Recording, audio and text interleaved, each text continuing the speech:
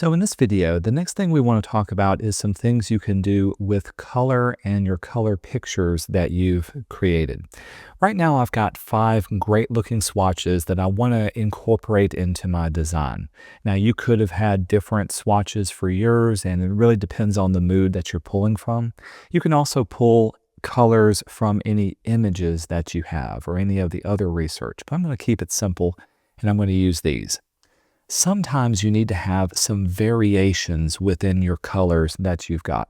And we want to be able to pull these colors in and be able to save them up as different swatches that we can use later.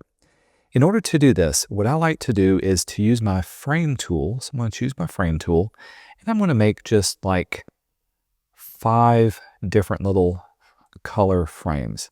Now with it selected, we can go over to our design panel. And then down at the bottom, you can change out the fill color. So instead of it being the default white, I'm just going to kind of make it a mid-tone of gray. That way I can see it and it looks different. To quickly copy this frame, remember you can hold down the Option or the Alt key and click and drag over, and that will simply make another copy. Whoa, zoom back out. There we go. Make another copy of that frame. So I'm going to make about 5 copies. And what I want to do is I want to save each one of these up as their own individual color.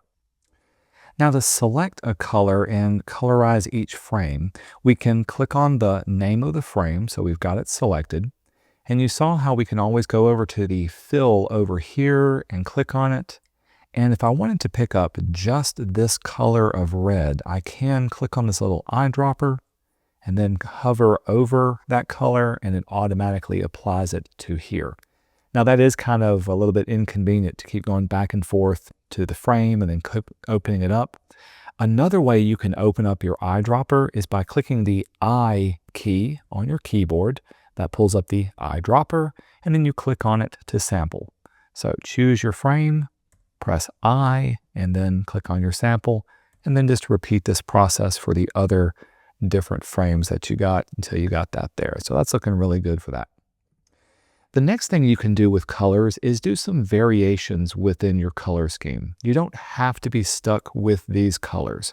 Very often you may want to find a brighter or a lighter version of it or a darker version of it, or you may want to have a different saturation, more or less saturated. For instance, let's see if I can go to frame number 2 and frame number 6. Both of those are both reds. Maybe I want to have a little bit of a different variation of this red. If I choose frame 6, I'm going to hold down Option and drag a different version of this one. And I'm going to do one above here too. As a matter of fact, maybe I need to move all of these down just a bit. So I'm going to select all of mine and give myself some room and pull that up. With frame 8 selected, this one here, I can pull up my fill color. And we want to be able to get it more or less saturated. Now, a great way of doing this, of course, I could come up here and I can dial in this, but when I do this, I'm liable to move it more than just the hue and the saturation. Change your color mode from hexadecimal to HSB. HSB stands for hue, saturation, and brightness.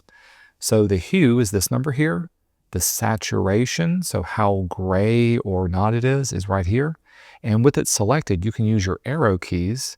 You can see how you can dial it up, or in my case, I'm going to dial it down and let it be less saturated. Now I've got something that really complements some of those lighter colors. If I wanted to even a different variation, I can click on it again. Again, HSB, if I wanted it to be more or less bright, so this makes it darker, or in this case, lighter, which pulls it up to there. So now I've got 2 different variations of that particular red. Maybe I want to do the same thing for this blue. This blue is not very saturated.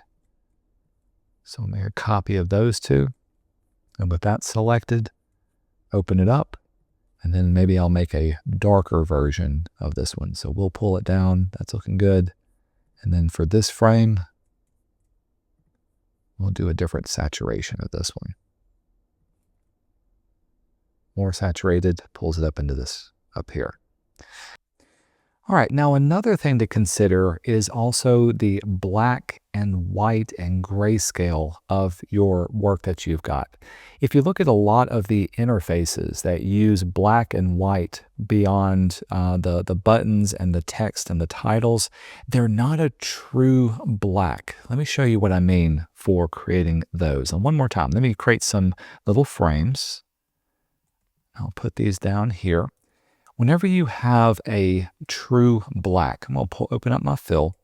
It's 100% all the way down here. So it's full on, no hue, no saturation, full darkness, all the way down to 100%. So that's a solid black. Very, very often you don't have just a solid black. You always want to give yourself a little bit of color. You want to make your blacks either slightly warmer or slightly cooler, but never 100%. This is because in nature, there really is no 100% black. And so even on your interfaces, by adding a little bit of color and making it slightly lighter, you can make it a lot more warm and inviting. Let me show you what I mean. So I made a copy of this black. Open up your fill.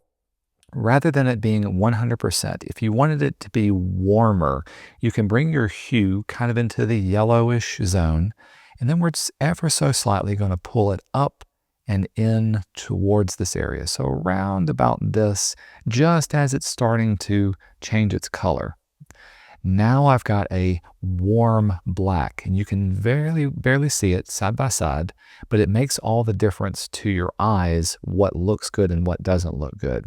You could maybe make it a bit cooler as well. So if I did a variation of this, oops, back out. Sorry, I've got two different zooms I'm having to work with. Now let's bring it back in. One more time, bring up my fill.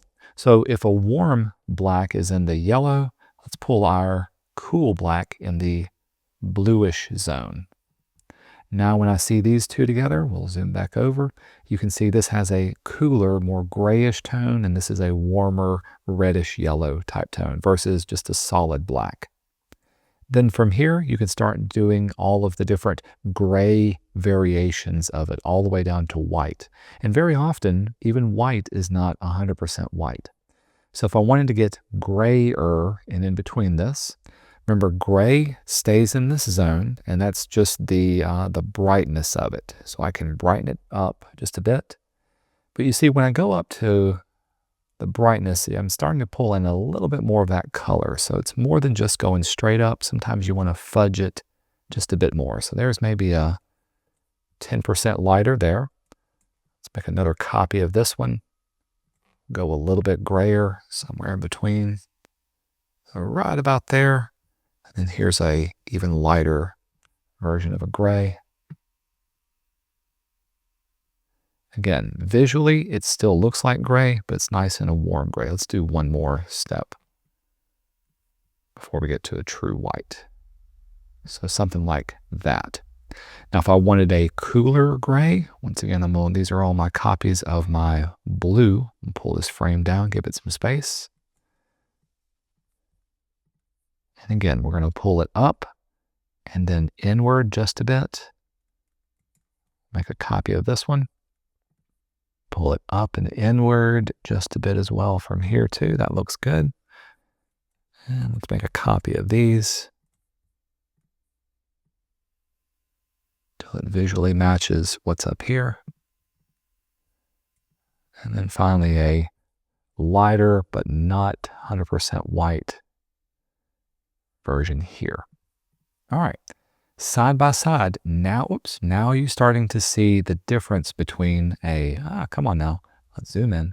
Now you're starting to see the difference between warm grays and cool grays. Your eye is much, much more drawn to a little bit of color, warmer or cooler, depending on what you want, than just a solid black with a gray and white in between both of those.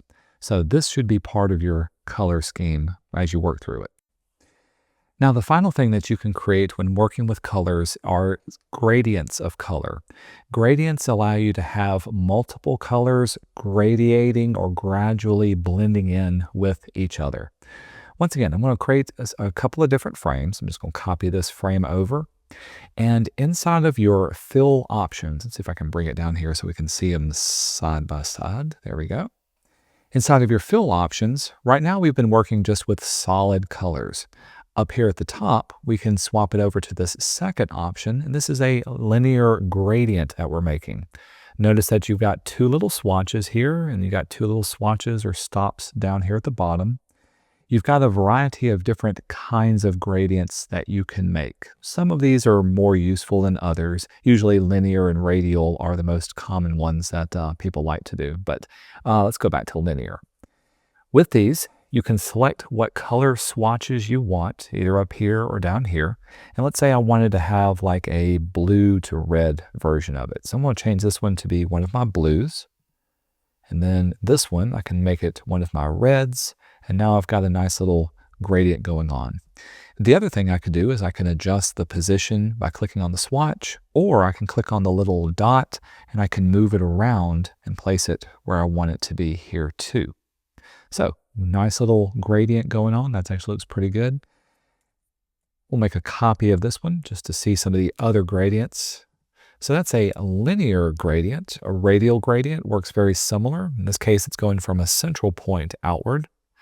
And you can adjust how much or how little it is kind of with this little extra dot, how rounded it is.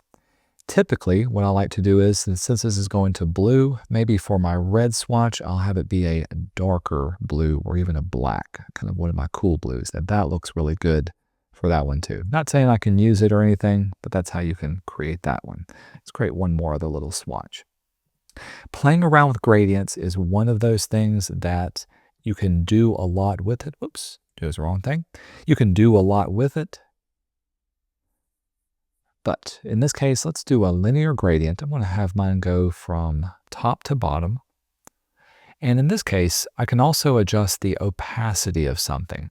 Now this comes in handy if you've got like an image behind it and you wanted to give it a subtle gradient behind everything. Let's see if I can actually apply this to an image itself. So I'm going to take this picture, drag it into here. No.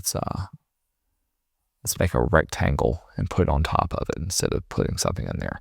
Choose my little rectangle. I'll put a rectangle on top of her. And this time I'm going to fill it in, make a little gradient. And I'll go from red, and I'll make this just be another set of red. So it's going from red to red. But this red, I want to drop the opacity of it and bring it down to be 0. So now you can see how it's going from solid to nothing. And again, you can click on this and you can adjust the starting and stopping value of it.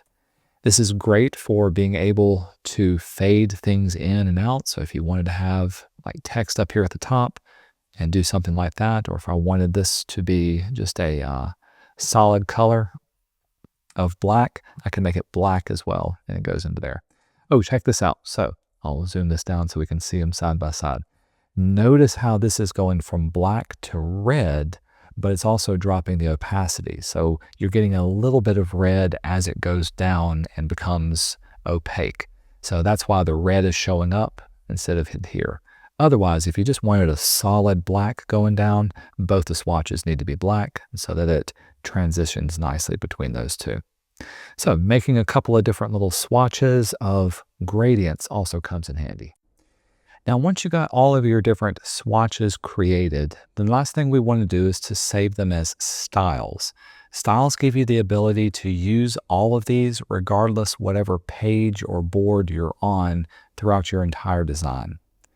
I'm going to choose this first little frame, and over in the design for the fill, you've got these 4 little dots. Creating that adds it to your library. And so when we do this, we can pull up our libraries, we can click the plus sign, and this will save it up inside of here. We do need to give it a name, and you can describe it if you want, but it really doesn't matter. As far as naming goes, try to name it something that's either descriptive and also kind of shows the variation if you've got variations of these. So in this case, I'll call this a dark red. We'll do create style, and now it's saved up. In this case, I've got a nice blue, so I'll open my styles and make a new one. I'm going to call this my mid blue. And then for this one, I'm going to call this my dark blue and then light blue. So with that, make a new library for dark blue. And for this one, make a new style, click the plus sign, light blue. So on and so forth for all of those. Sometimes if you've got the same color and a variety of the same different variations, there's another way you can name your different styles.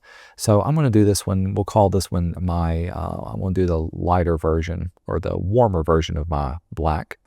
Again, make a new style. I'm going to call this black, and I'm going to give it a number. In this case, I'll start numbering at usually 1,000 or 900 and then step down every other one. Here's what I mean. So I'm going to call this black 900. You'll see why in just a second, and say create. For this next one, I'm going to step it down, make a new style. In this case, I'm going to call this black 700. Now, why 700? Well, if I come back in later and I decide I want to have a version that's in between both of these, I can make a new version of this black, and I need to call it something different. Well, it's not 700, it's not 900. I can call it 800. That's why I'm naming it this one. But I'll do this for all of my different darker black colors, and I'm just giving it a number to distinguish it by the amount that it's being changed up. You'll see that used a lot for things. So I'm going to call this black 500. And of course, this will be black 300. And this will be black 100. But there is no right or wrong way of doing it. You just want to be able to name it in a way that makes sense. Notice that when nothing is selected, you've got all of your styles nice and saved over here as well. We can do the same thing for our gradients. Just be descriptive about how you save and add these to your libraries. I'm going to call this blue to red. We'll create a style, and now blue to red is a gradient, and we'll do black to blue. Again, make a new one, black to blue, and this is circle. And this is black to blue linear.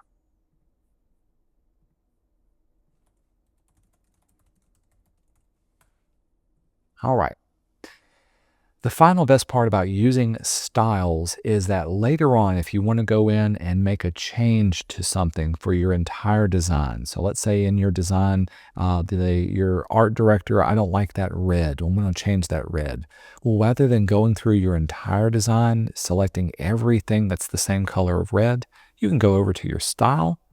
You can open it up and you can make changes to the properties of it. So once you change it here, it automatically adjusts it on the fly to every place that's using that particular red. And so that comes in handy because it's a global swatch that we created. I'm going to back it up and put it back to where it's supposed to be. All right, so for this one, the next thing you need to do is to create your color swatches and then save those up as some styles that we can use later on for your high fidelity.